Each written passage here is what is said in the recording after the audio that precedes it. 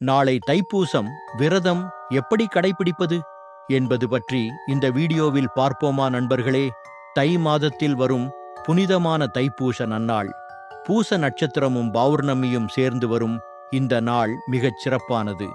இந்த நாளில்தான் இந்த அகிலம் தோன்றியது என்று ஒரு ஐதீகம் உள்ளது. தைப்பூசம் நாள் முருகப்பெருமானுக்கு மிகவும் உகந்த நாள். அதோடு சிவபெருமான் மற்றும் குரு பகவானுக்கும் இந்த நாள் சிறப்பு. நாளை தைப்பூச நாளில் காலையில் எழுந்து குளித்து நெற்றியில் திருநீறு அணிந்து முருகனை மனதார வணங்க வேண்டும்.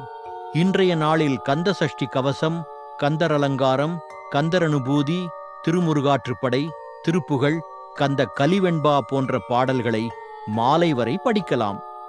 வேலைக்கு செல்ல வேண்டியவர்கள் காலையிலேயே முருகனை பூஜித்து நாள் முழுவதும் ஓம் சரவண பவ் என்ற மந்திரத்தை மனதிலோ வாயாலோ உச்சரித்தபடி வேலைகளை செய்யலாம்.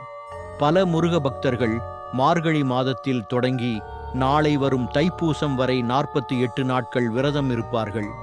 இந்த நன்னாளில்தான் அன்னை பார்வதி தேவி முருகப்பெருமானுக்கு ஞானவேல் வழங்கினார். அந்த ஞானவேலால்தான் முருகன் அசுரர்களை அழித்தார் என்பது வரலாறு. நாளை தைப்பூச நாளில் முருகனுக்கு உரிய வேலை வழிபட்டால் தீய சக்திகள் நம்மை அணுகாது. வாழ்க்கையில் நல்ல மாற்றங்கள் ஏற்படும். நாளை தைப்பூசம் முருகன் அருள் அனைவருக்கும் கிடைக்கட்டும்.